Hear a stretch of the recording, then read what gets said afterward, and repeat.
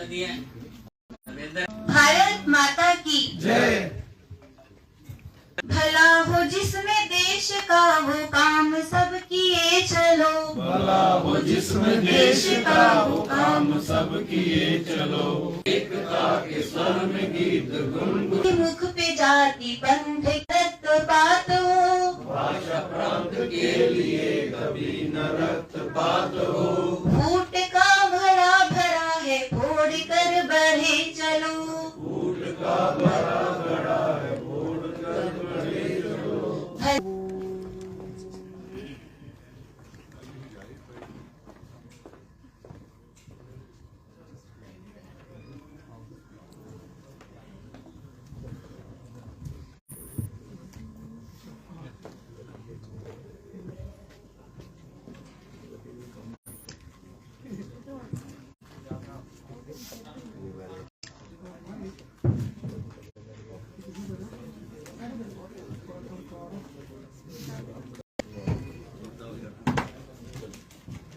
चालू होना ये होगा।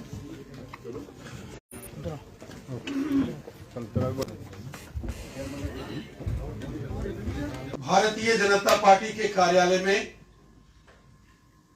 आज समर्पण दिवस के इस उपलक्ष्य पर उपस्थित सभी ज्येष्ठ श्रेष्ठ कार्यकर्ता बंधुओं को मेरा नमस्कार।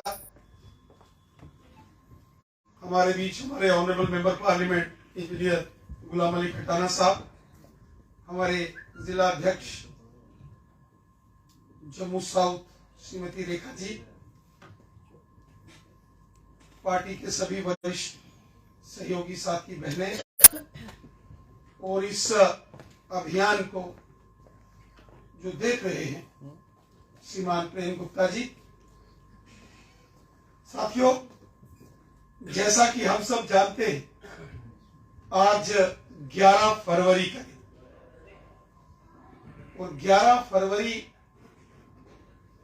का दिन समर्पण दिवस के नाते से भारतीय जनता पार्टी के कार्यकर्ता हम सब लोग इसे मनाते हैं, क्योंकि आज ही के दिन 11 फरवरी सन 1968 1968 को हमारे प्रेरणा स्रोत भारतीय जनसंघ के संस्थापक सदस्यों में से एक स्वर्गीय पंडित दीनदयाल उपाध्याय जी इस संसार को अलविदा कह गए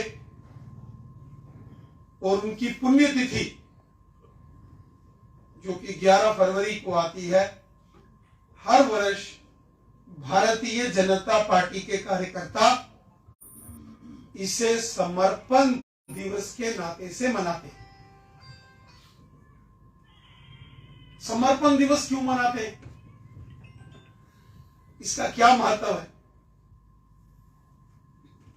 श्रद्धेय दीनदयाल उपाध्याय जी जो भारतीय जनता पार्टी के करोड़ों कार्यकर्ताओं के लिए एक प्रेरणा स्रोत है, किस प्रकार उन्होंने अपने जीवन की विषमताओं को, कठिनाइयों को, हर चुनौतियों को पार करते हुए अपना पूरा जीवन देश और समाज के लिए समर्पित किया, निस्वार्थ भाव से अपने जीवन के हर एक पल को देश और समाज के लिए अर्पित किया, समर्पित किया। और इसलिए उनकी जो पुण्यतिथि है, जब वो इस दुनिया को अलविदा कह गए, उनकी पुण्यतिथि को भारतीय जनता पार्टी के कार्यकर्ता समर्पण दिवस के नाते से मनाते हैं। हमने कई बार पंडित दीनदयाल उपाध्याय जी के जीवन के बारे में सुना, पढ़ा। उनका जन्म 25 सितंबर सन 1916 में हुआ था और 11 फरवरी 1968 को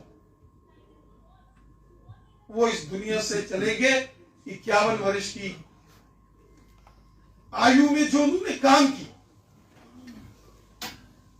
अगर उनके जीवन के ऊपर हम लोग एक दृष्टि डालेंगे, उनका जीवन बहुत कठिनाइयों से भरा। छोटी आयु में ही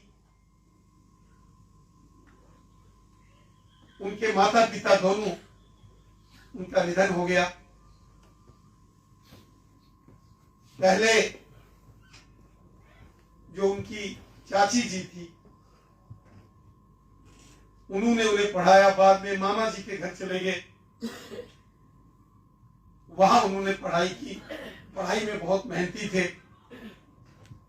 यहां वो पढ़ाई करते थे, साथ साथ अपने स्कूल की शिक्षा के खर्चे के लिए कभी कभी रविवार के दिन जाके मेहनत मजदूरी,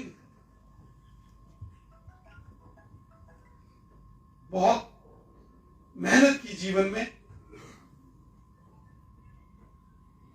उनकी एक बहन थी, जब वो एमए की पढ़ाई कर रहे थे तो उनकी बहन का भी स्वर्गवास हो गया।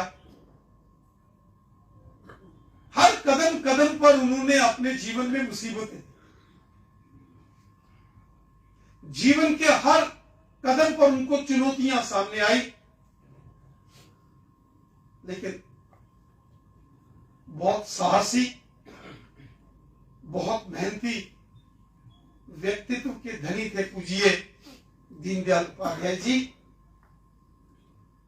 अपने विद्यार्थी काल में वो संघ के संपर्क में आए। उस समय उत्तर प्रदेश के अंदर सेवा कार्यों में नानाजी देशमुख, जो हमारे संघ के बहुत बड़े प्रचारक श्रेणी में वो आते थे, उनके वो संपर्क में आए। और नानाजी उन्होंने संघ कार्यालय में धीरे धीरे दीनदयाल उपाध्याय जी को राष्ट्रवाद, देश के प्रति काम करने की भावना, ये उनके अंदर। बाद में वो संघ के प्रचारक बन गए। पूरा जीवन वो फुल टाइम प्रचारक के नाते से उन्होंने कार्य शुरू किया।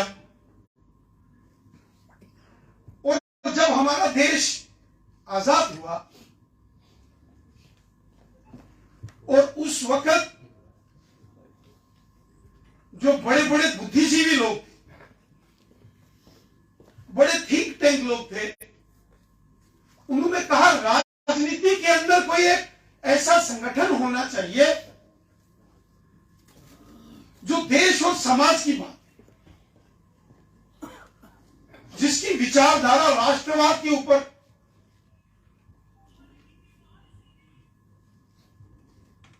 वो राष्ट्रवादी विचारों से ओतप्रोत राजनीतिक संगठन।